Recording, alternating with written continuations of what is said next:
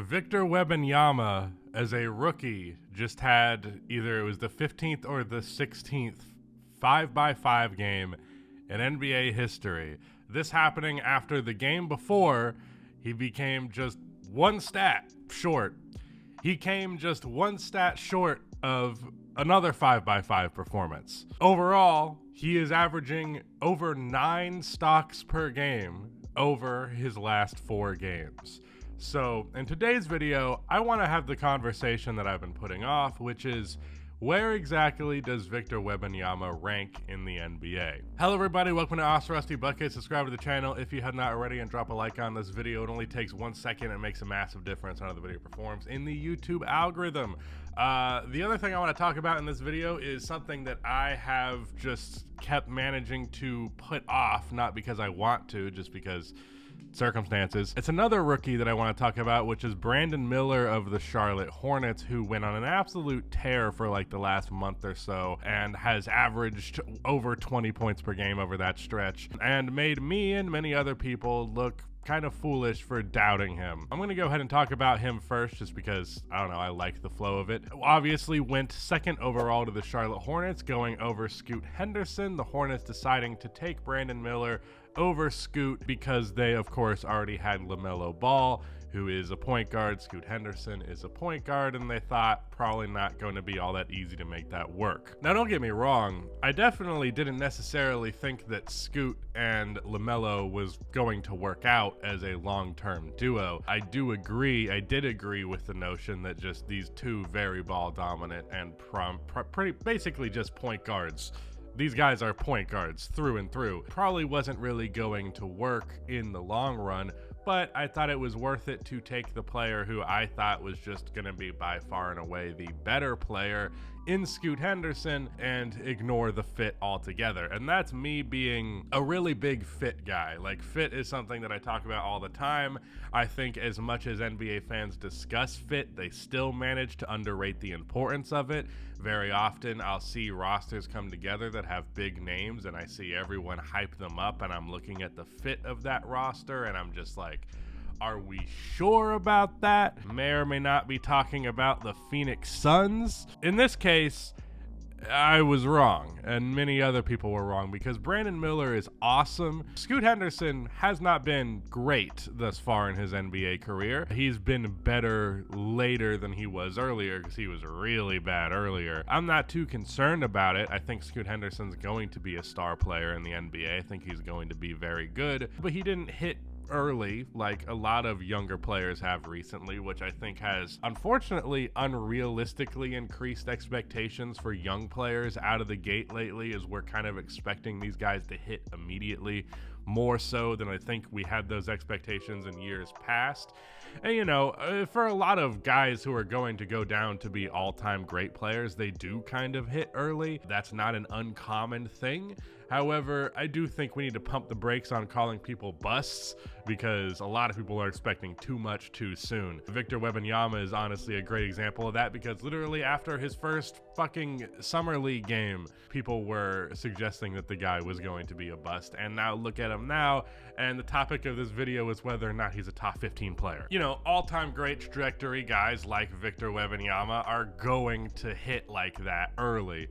But someone like Scoot Henderson might take a little bit longer, and that's fine. Brandon Miller has not, and whether or not Scoot actually lives up to that potential, and whether or not Brandon Miller elevates beyond what Scoot's potential is, one way or the other, because of how good Brandon has been, because of how good that fit actually looks to be, and what I think Brandon Miller can be, definitely going to take back the take that this was a mistake of a pick for the Hornets. It was definitely the right move. Brandon Miller got a lot of media attention when he was drafted because he said, I don't know if he said that Paul George was his GOAT or just his favorite player ever.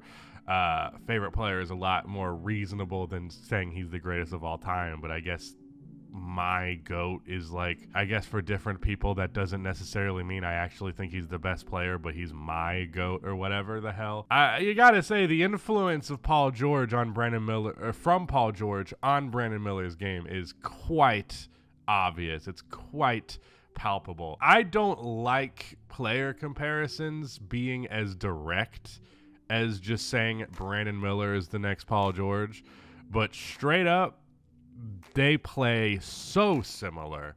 Brandon Miller truly is not lying when he says that his game was influenced by Paul George, because straight up it looks like I'm watching a younger Paul George when I watch Brandon Miller. I think Brandon Miller's form has a mild degree of funkiness to it that Paul's doesn't. I think Paul George has one of the prettiest jumpers in NBA history. And I will say with Brandon, I don't get the impression that he's quite as athletic as Paul George was, especially young Paul George. And that's fair because that's a pretty high bar. Young PG was a very, very athletic player, but he does have that same tactfulness, that same smoothness to his game. He kind of approaches and attacks from the same areas on the floor. One of the best three-point shooting wings in the entire league already out of the gate. If we take a look at this stretch of 18 games where he averaged 21 points per game, he shot 39% from three on 7.6 attempts per game. Super high volume right out of the gate. 47% from the field as well. 87% from the line. And very Paul George-esque thing here, getting those 20 points while barely shooting free throws. Paul George, not necessarily the highest volume free throw attempt player in the league. He's really, as we like to say, an ethical hooper, just nothing but pure buckets from him. But Brandon Miller, he has that same smoothness to his game. He has a great jump shot. He's a big forward. He's a good defender as well. I haven't necessarily seen the Paul George-esque all defense guy. I think third in DPOY voting at one point Paul George was in his MVP season, the season where he was also third in MVP voting. That type of defense, I don't know if I've quite seen that from Brandon. Another cool thing about the Charlotte Hornets that I just want to point out, in their last 5 games, they've won 4 of them, and this is post the PJ Washington trade. They got back Grant Williams, who has been great, really, really, really, really good for them. I don't know how sustainable that is. I don't know how much it's really going to matter. They also were not playing very strong opponents. They beat the Jazz. They beat the Hawks. The Pacers is a good team, but they beat the Grizzlies. So not the most impressive stretch, but it's fucking 4 straight wins for the Charlotte Hornets. And you don't get that very often with them. And I don't think LaMelo was playing either. I could be wrong. Trey Mann is another player they got because he's been averaging 13, 6, and 6. 1.4 steals, 47% from 3. Yeah, the Charlotte Hornets actually had a pretty good deadline. They had a good draft. Maybe things are looking up for Charlotte, It's been a while since there was anything much positive to report with the Charlotte Hornets, but it looks like they hit on this pick. I think LaMelo's great. I think LaMelo's super underrated. I like that they moved on from Terry Rozier and Gordon Hayward because, in my opinion, it was kind of those guys were kind of like training wheels, just insert NBA player here, therefore we've meet the quota, but it's not allowing your younger players to develop as much, and those guys aren't really future assets to invest in. So by getting rid of them, you give your younger players more room to grow. I like what Charlotte's doing right now. I don't know how much I trust them to maintain this streak of doing the right thing, because it's not what they do historically.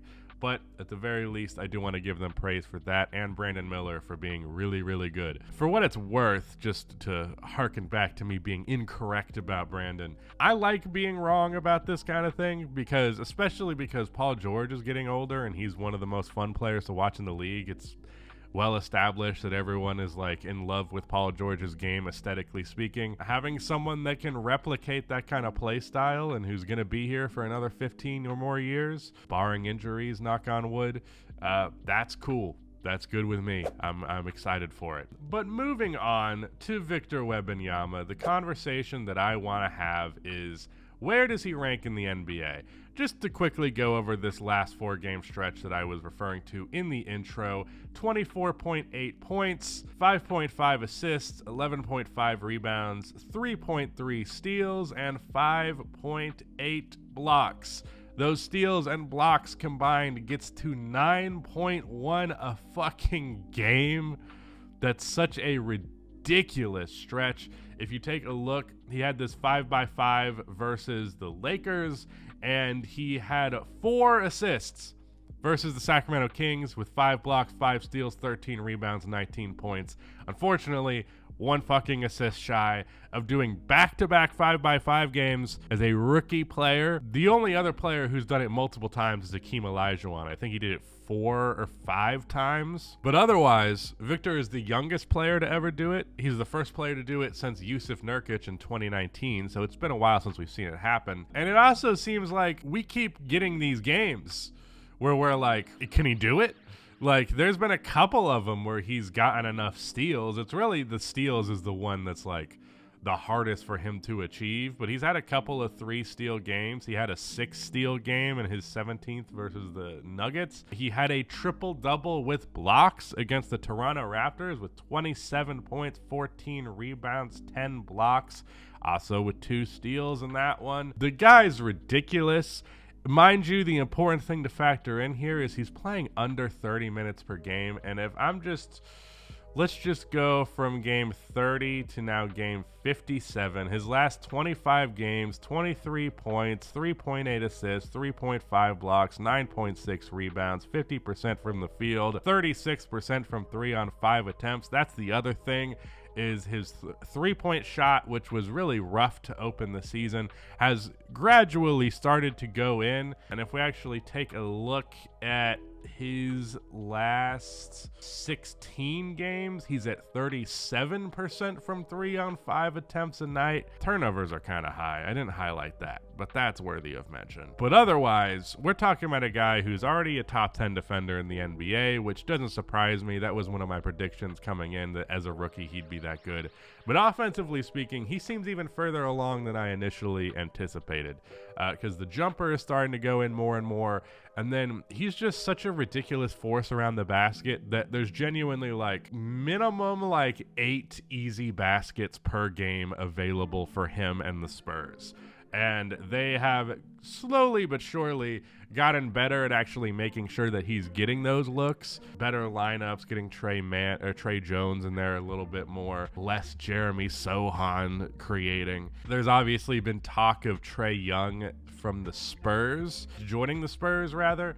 That's something I discussed a little bit on the podcast, was something that I really do want to see, because Trae Young is a generational playmaking talent, and getting somebody who is that good at passing, Victor Wembanyama, who has that great of a passing radius, I think it could only be ridiculously dominant. And I truly believe that Victor is in the conversation for being, if not a top 20 player, at the bare minimum a top 25. And there are some people discussing the prospect of him genuinely being a top 15 player in the league.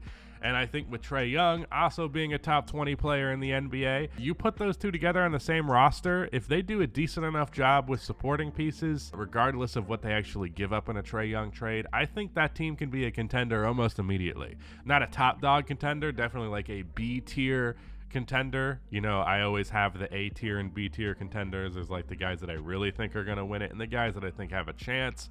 The Spurs would be in that second category, probably. Maybe they would even exceed those pretty high expectations that I would place upon that hypothetical team. One way or the other, I think Wemby is that dude, and something that I strongly believe, a hardcore principle I stick to with the NBA, and it's a pretty strong through line with all of my commentary throughout whatever we call this weird thing that I do for a job. When you have a generational talent, you need to be full court press, going hard in the paint to get the best possible team around that player as soon as possible, and I do mean as soon as possible. Don't be like dumb and short-sighted. Don't make truly boneheaded decisions. When you got that guy, you got that guy, and I think a lot of franchises overestimate how much time they actually have to put the right pieces around that player. So for the San Antonio Spurs, I would like them to do that sooner rather than later. As for where Wemby ranks in the entire league, I figure the best argument or the best thing to do is just simply rank the names of players that I know are better than Wemby, that I'm confident are definitely better players than Victor Wembanyama. I'm gonna just look over the NBA teams and just name them. Pretty much anybody that I'm not gonna name, unless I'm just blanking on it, are players that I think at the very least there's a conversation that Victor is better. Okay? Jason Tatum, I'll say Jalen Brunson. Joel Embiid, Donovan Mitchell, Tyrese Halliburton, Giannis. I'm not even going to say Damian Lillard, not this year. Trae Young, Jimmy Butler, let's be real. Luka Doncic. Ja Morant's not really playing this year, but I'll go ahead and list him, so we're up to 10 now. I'll say Zion. I'll say De'Aaron Fox. I'll say Kevin Durant and Devin Booker, so that's up to 14. I'll say LeBron and AD. Some of these guys, I'm not even that certain. I'll say Kawhi. I don't know if I'll say Paul George this year. Steph, Jokic, Anthony Edwards, Shai Gilgeous-Alexander. That's 16 names. That's 16 players that I think are definitely better, or at least pretty likely better, than Victor Wembanyama. I think you could argue Kyrie Irving. I think maybe you could argue Damian Lillard at points. I think there's other arguments for other players, maybe Tyrese Maxey. But I'm fairly confident that all those names that I put over him are better. After that, if you want to make an argument for Victor being a top 20 player in the NBA, I think he has one. I really do. And the thing that everyone says about Victor, I'll just say it here, this is the worst he's going to be. There's been a lot of talk about who the future face of the NBA is. I think it's Victor. I really do. I think Victor is going to be a GOAT conversation player, potentially even more so than Luka Doncic has the ability to, which is saying a lot. Because I think Victor's probably better as a rookie than Luka Doncic was, which is saying a lot. And I think there's a very, very real chance that similar to Luka, Victor is going to be a top 10 player by his second season. Yeah, it's really between those two. It's him and Luka. That's the future of the league. Who's the easiest to market around? I don't fucking know. But Victor is definitely, he's that dude. Like, for real. Top 20 player in the NBA, IMO. But, yeah, that's it. Shout out to Nick for editing this video, and goodbye.